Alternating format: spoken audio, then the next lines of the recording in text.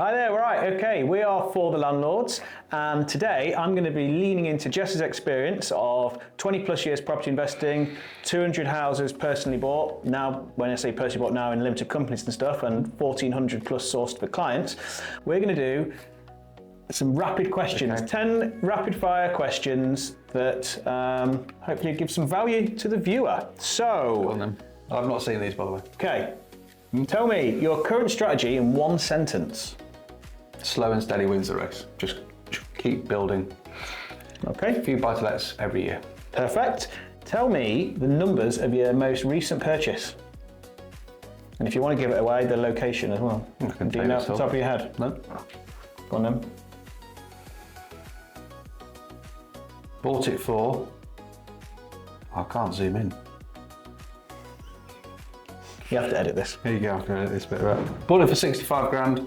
Stamp duties 3 grand. Legal costs £1 grand. Renovation costs £15,840. It's worth 95 grand after renovation. It's going to rent for 750. I'll make £400 a month net after all costs. All right. What's your capital on return? What's your return on capital employed? Capital employed. Well, after 2 years, it'll be infinite. What's it straight away though? I've no idea. Okay. Give me one metric you never compromise on.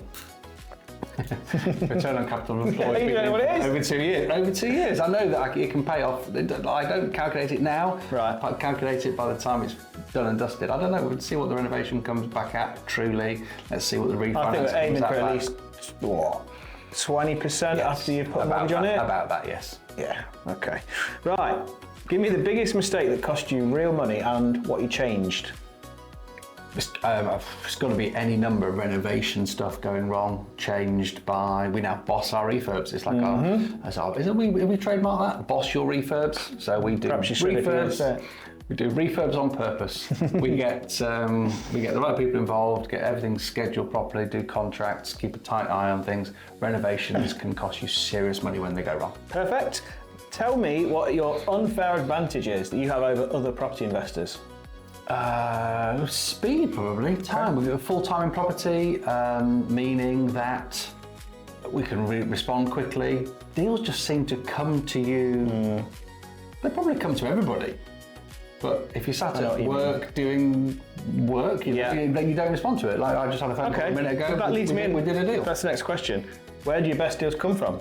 Well, I just took a phone call. It was you to start off with, but then that one is one of our sources, which called me because it was about my property, and they're almost all of them come from estate agents. So estate agent to property sourcer, which is part of our network, to you, and then to me.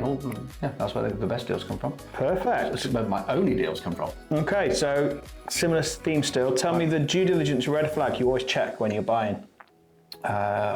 On that cost of works calculator, the deal stacker that you're doing there, not cost of works, on the deal stacker there,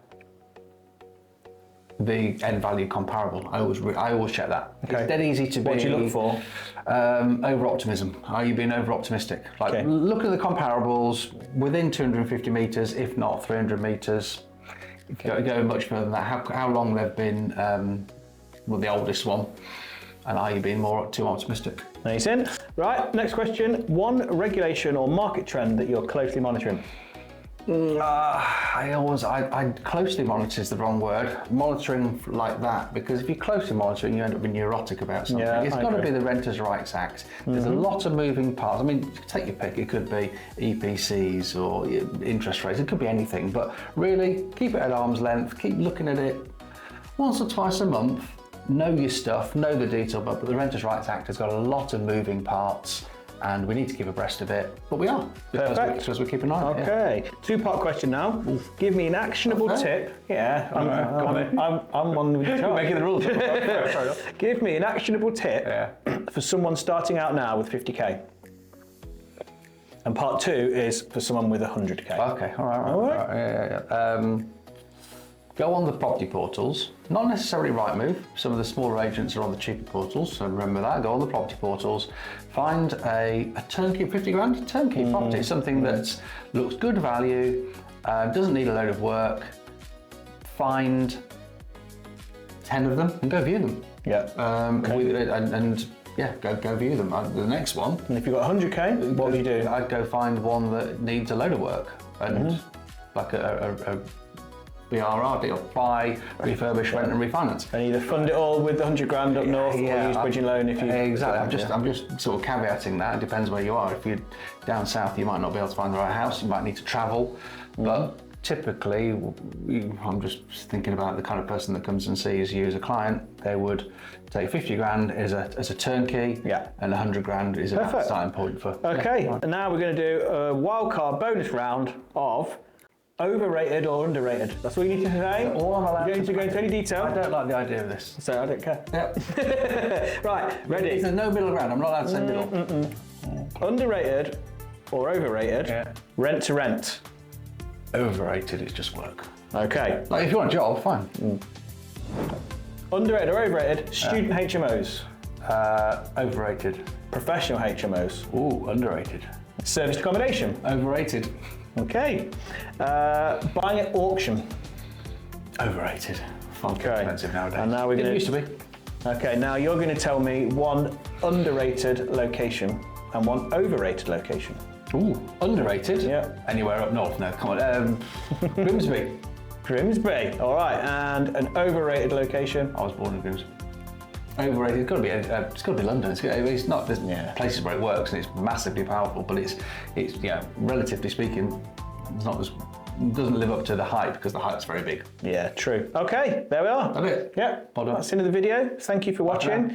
Please like and subscribe, click bells and all that sort of stuff. Yeah, again, liked it. Yeah. Cool. All right. Thanks a lot.